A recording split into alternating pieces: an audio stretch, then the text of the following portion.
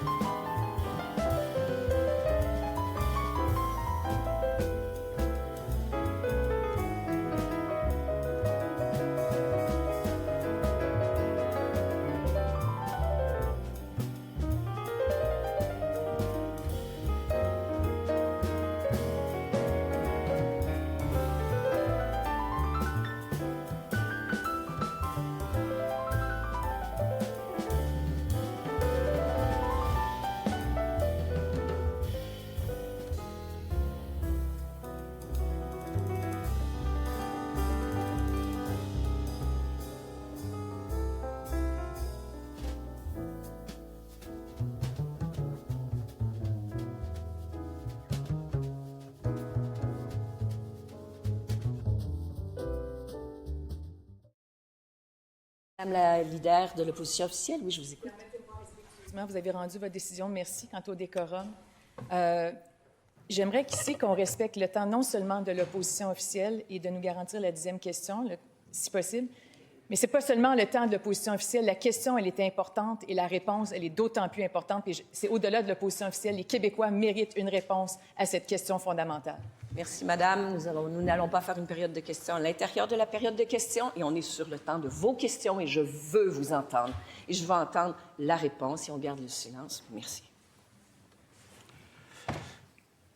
Oui, Madame la Présidente, d'abord, on est d'accord qu'il y a un problème avec ce contrat.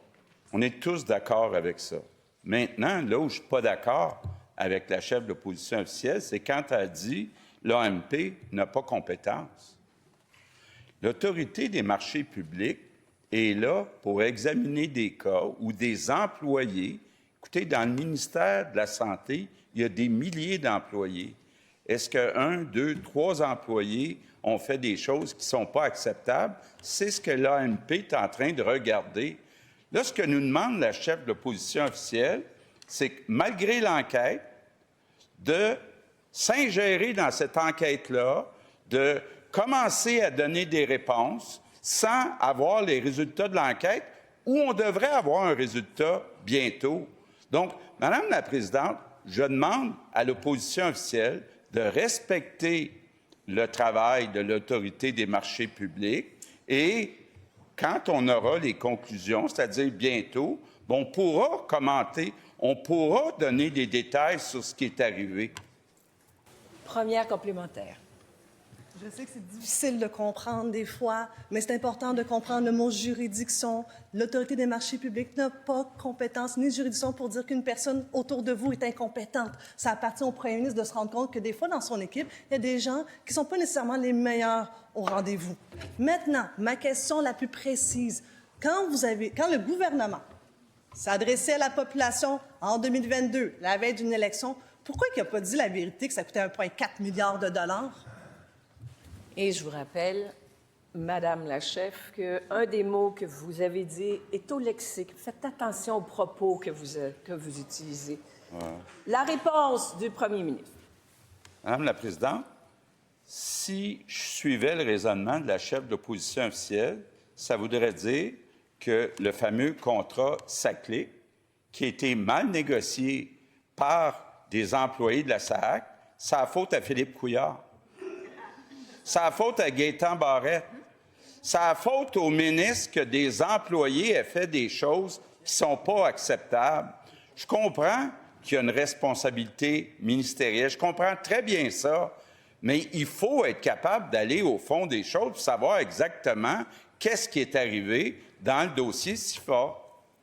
Deuxième complémentaire. Madame la Présidente, la SAAC, c'est une société d'État. Le ministère de la Santé et le gouvernement du Québec, ça avec des responsabilités ministérielles et aussi le fait que le premier ministre a, à la fin de la journée, toute la responsabilité et l'imputabilité de bien gérer notre argent, nos impôts et nos taxes. Lorsque gaspille notre argent, la moindre des choses, c'est quelqu'un qui se présente devant les Québécois, qui lui disent la vérité. Ça ne coûtera pas 202 millions, c'est 101,4 milliards de dollars. Et oui, je vais vous écouter, Monsieur le leader. Brièvement, quel est votre rappel au règlement? Madame la Présidente, c'est une expression, un mot qui est au lexique. Ça fait 2 fois que la chef de l'opposition officielle l'emploie. Vous l'avez rappelé à l'ordre une première fois. On voudrait qu'elle retire. Madame, de un, la bonne foi se présume, mais vous ne pouvez pas dire qu'on ne dit pas la vérité. Je vous inviterai à le retirer, je vous prie. Vous retirez? Je retire que le premier Merci. ministre... C'est parfait. La réponse. Oui, bien, Madame la Présidente, je viens d'entendre un drôle de raisonnement de la part de la chef de l'opposition officielle. Ce qu'elle nous dit, s'il se passe quelque chose de pas correct dans une société d'État, le gouvernement n'est pas responsable. Si c'est dans un ministère, le gouvernement est responsable. Bien, moi, je vais lui dire quelque chose. On est toujours responsable. Toujours responsable. Maintenant, avant d'être capable de juger, laissons l'enquête se terminer. Laissons les autorités indépendantes, l'Autorité des marchés publics, finir son enquête, puis après, on en débattra. Troisième complémentaire. On est toujours responsable. Citation qui a très mal vieilli parce que quelqu'un qui s'est parjuré est encore dans votre Conseil des ministres à Commission Galland. Oh, attention, Monsieur le leader du gouvernement, quel est votre appel au règlement? Madame la Présidente, 35.5. On attaque la conduite d'un député. Si la députée de Saint-Laurent veut attaquer la conduite du député, il y a une formule pour le suivre en vertu de notre règlement. Alors, je vous demanderai, Madame la Présidente, de la rappeler à l'ordre. Alors, merci, Monsieur le leader du gouvernement, je vais trancher, parjurer. Je vous demande de retirer ces paroles et nous allons poursuivre avec une réponse. Madame la chef, retirez vos paroles. Vous retirez? Je retire. Merci. Monsieur le Premier ministre. Pardon, il vous reste 23 secondes. Faites attention à vos propos. Il y en a beaucoup qui sont au lexique. La bonne foi se présume. Je vous écoute. Alors, Madame la Présidente, le premier ministre qui nous a promis de la transparence peut-il avouer en cette Chambre que son gouvernement savait, la veille des élections, que dans le dossier si fort, il était question de 1,4 milliard de dollars et non pas 202 millions de dollars? Vrai ou faux? La réponse du Premier ministre. Madame la Présidente, il y a une enquête La chef de l'opposition officielle nous demande d'être transparent. Quand on va avoir le résultat de l'enquête, on va déposer, ça va être public. Je trouve que le Parti libéral, en plus, est mal placé. Rappelons-nous, Tony Tomassi, il donnait des permis de garderie en échange d'une contribution au Parti libéral. On est loin de ça, là.